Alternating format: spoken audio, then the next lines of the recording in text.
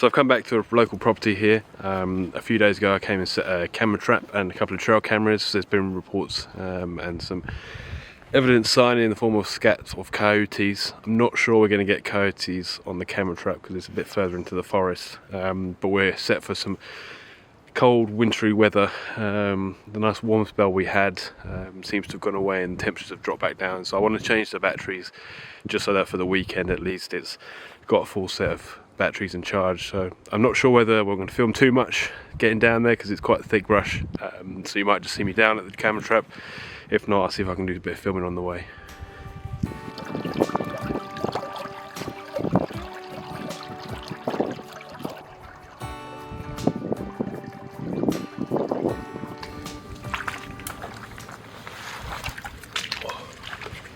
So this is the first trail camera that I've got set up. There's loads of sort of watery ways and it's a bit of a marshy forest here, and there's lots of fallen logs.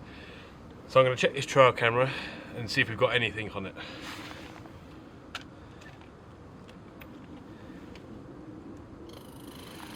Always an exciting time checking trail cameras. Probably be nothing on it. Oh, there's 40 clips. So I've got my assistant over there helping me track for all this brush.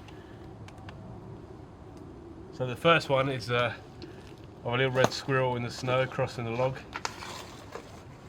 Some falling snow, which you'd imagine is probably quite common. Wow, we've got a deer. This is a white-tailed deer. Looks to be a female. It's obviously seen the camera, maybe has smelt me around here. But wow, what a beautiful scene. Just absolutely beautiful in the snow as well. So that's that one.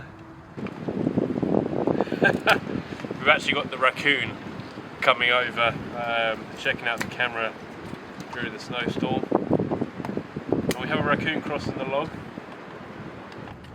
Yep. So we'll leave that and then see if we've got anything else. Now onto the main part of checking the camera trap.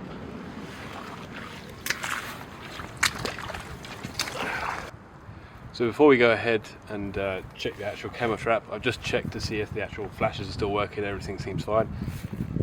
Just thought I'd talk you through the setup. So we've got the cam tractions box here, which I've given a bit of a paint job. Mounted on a ball mount from Ram. Got some cereal containers as my flash housings, and I've got one. There's another flash just across there. I've got one on this tree.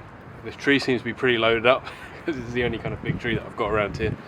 I've got a trail cam from One Stop Nature Shop, the motion sensor from Contraptions, and again one of their flash housings there. So we'll go and check the trail camera first and see if we've got anything, and then we'll check the camera trap itself. Whilst we're doing this, I'm just going to open this up and unplug the sensor, just because I don't want to be setting it off all the time. So I'll go ahead and check out the trail camera. Fingers crossed we have something. So we're just going to open up the trail camera here.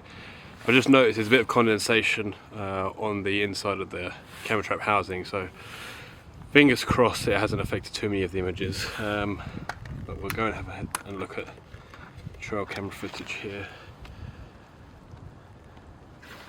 There's also some condensation on the inside.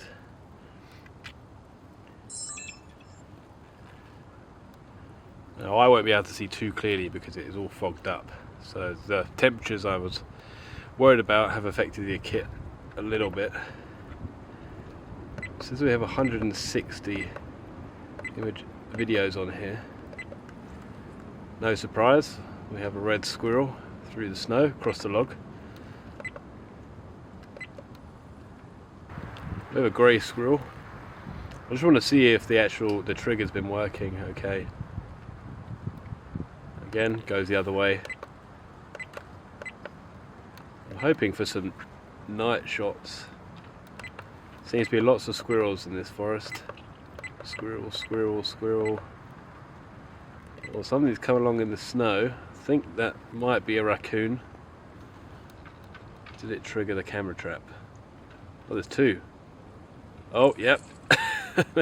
They soon jumped away. So we might have 2 raccoons on the camera trap. And then it's just videos of me when I was testing. Moment of truth. Now it's time to check the trail camera. The camera trap rather, than see if we got anything exciting. Fingers crossed that the condensation hasn't affected it. Should probably invest in some silica gel packets to put inside, but we'll go over and have a look now.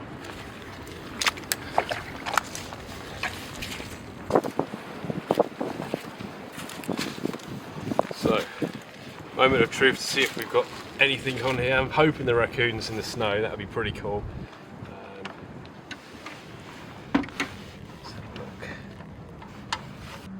Well, the condensation only seems to have occurred today, and probably when I maybe open the camera trap up to have a look. There's 109 images.